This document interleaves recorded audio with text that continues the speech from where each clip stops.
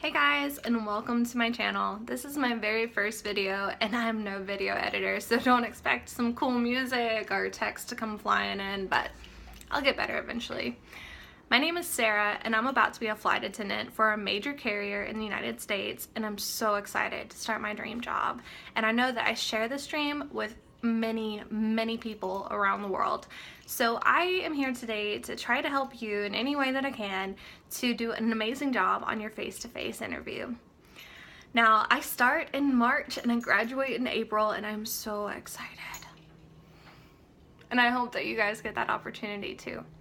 Now, the very first piece of advice I'm going to give is to follow Fly with Stella, because Stella has amazing advice about interviewing, face-to-face, video, all kinds of things.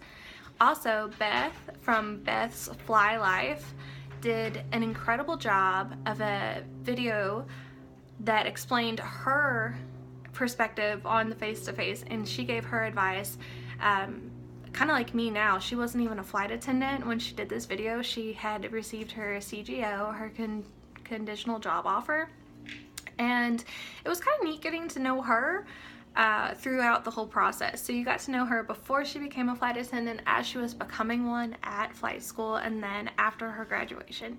So I'm kind of hoping for a similar theme or whatever to happen with my channel. And if you hear any noise in the background, it is my dog. I'm sorry. First things first, biggest piece of advice that you can be given is to pretend like your interview begins as soon as you walk into the airport. I'm talking your home airport.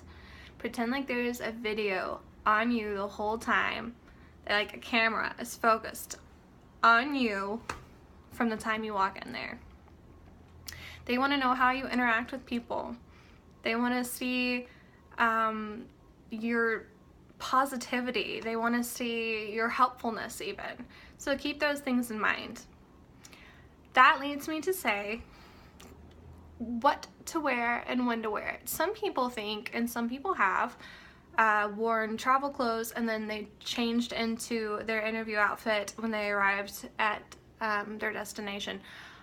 The only true pro that I see to that is you wouldn't have the unfortunate event of someone spilling something on you, perhaps on the plane. But other than that, I really think it's a better idea to have your full outfit on as soon as you leave the house, because you never know what you're going to forget, and you don't want to forget a major piece of your outfit. So for a lady, if you were planning on wearing a dress or a skirt and you forgot your pantyhose, that would be a really big deal. You want to make sure that you are completely put together and ready to go from the moment that you walk into the airport. At least that's my opinion.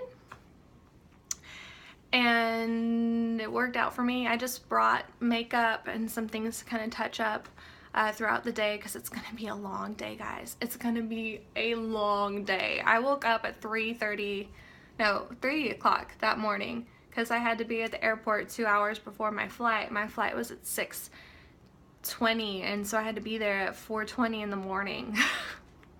Yeah, it was crazy, but I was happy to do it. Anyway, so yeah, so what to wear? Just do, I shouldn't have to tell you what professional attire is, but I will weigh in on the debate about patterns, print, and bright colors. I personally think that you could definitely wear a brilliant red. You might be able to wear a red high heel shoes, as long as they are not stiletto, really tall. You need to keep those things in mind. Like, keep it from like a 1/2 inch to 3-inch heels, I would say. Not a stiletto, because you also want to be comfortable, and it just looks more professional that way. No print on your shoes at all. Don't come in with leopard shoes. I think that would be a bad idea. And when it comes to your blouse, make sure it is a blouse, like either a button-up or a nice fabric. make sure it doesn't look like a t-shirt, with your colors there.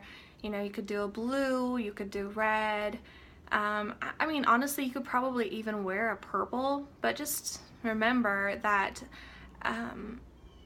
when you did your video interview, you're being watched by different recruiters, and so one recruiter may really like loud colors and then another recruiter does not. So you do run that risk, you do take that risk, but I mean, it's just up to you. How do you feel the most confident walking into that interview? So this is how it's gonna happen. You fly down there and you get, well, at least this is my interview. And I'm not gonna tell you what my carrier is because I am in no way representing them when I do these videos. I'm just giving you my advice. So you're gonna arrive at your destination. You either that airport is going to hold the interview session or you're going to be transported somewhere else. I went to the campus that was about 10 to 15 minutes away from the airport, and I was the first person to arrive. Yeah, I was by myself. It was really nerve-wracking, and I took that opportunity to try to familiarize myself with the company and the area that I was in. I ate at the cafeteria that morning instead of choosing to stay at the airport because I was hoping for more opportunities to meet people and to, I don't know, just throw myself out there. Just say, hey, I'm ready to be a part of this company. And so I ate, and then I went back into the lobby, and then there were some other female and interviewees there. And during that time, my biggest piece of advice would be to not be super shy. Don't be withdrawn. They want to see that you're interacting with other people, but also don't be super loud. Make sure that you are not dominating conversation, and that you also, while can strike up a conversation, can also listen throughout the conversation. All of those things are important. The next thing that's going to happen is you're going to go into the interview room. And in that room, you are going to have to do a group activity. And it's going to be a timed group activity. So my advice in that situation is to remember actually what I already just said. Interact. Don't be domineering. But because it is a timed thing, if you happen to be the one person in your group that actually is keeping track of the time, then that's when, like, the only time where it'd be okay to say, hey guys, we have 30 seconds left, and project, you know, and say something. So my next piece of advice is there is very limited amount of time that you get to say anything to the recruiters or in front of them. You have limited speaking really throughout the day, and so you got to make every word that you say count.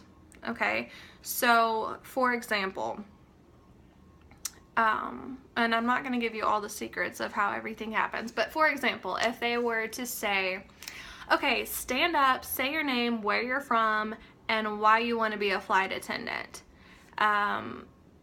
I would incorporate into your brief statement about why you want to be a flight attendant to include not just, I think it'd be my dream job and I'd love it and I want to travel and I like customers.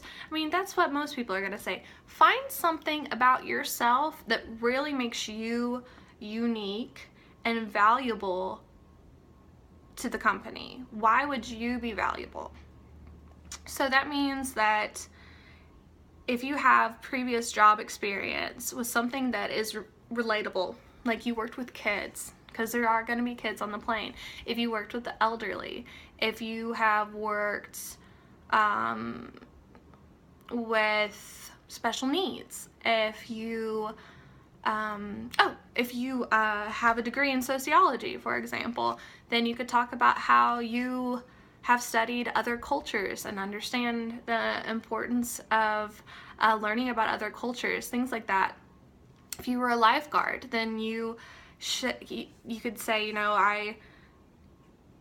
what that tells them is that you had a lot of responsibility, and you have safety experience, and your background. So those things you really want to put into what you're going to say. So I would actually encourage you to practice little things.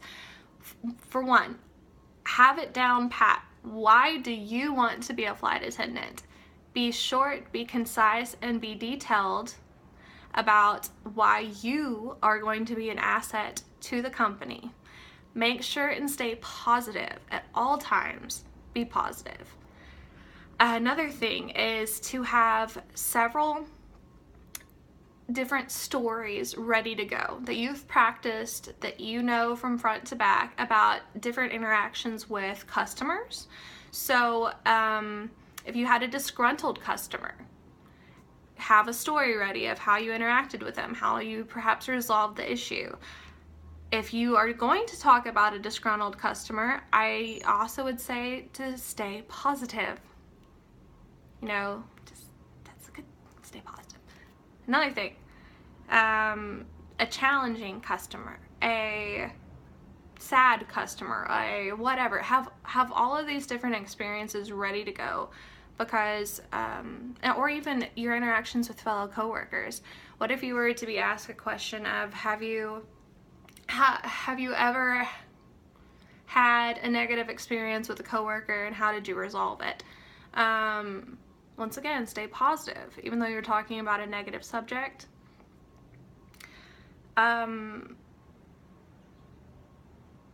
When you get through the group activity, you're going to be distributed into little groups, and you're going to do like this private group interview. And how it worked for me is they ask us all the same question, and then they went from left to right. So you didn't really have a choice as to when you could interject and tell your answer. Then the second round was, once again, you all are presented with the same question, but you can raise your hand and to volunteer to who wants to go first, who wants to go last. I think it's one of those things where I wouldn't just say, oh, me, to be the first one. Maybe take a second, look around, be very composed. If absolutely no one after several minutes has raised their hand, then sure, if you're the first person to raise your hand, that's a good thing. But, if you are competing with other people, just be patient. Try to raise your hand when you can, and they'll get to you. Then the last question was kind of like pull a piece of paper out of a hat, and everyone got a different question.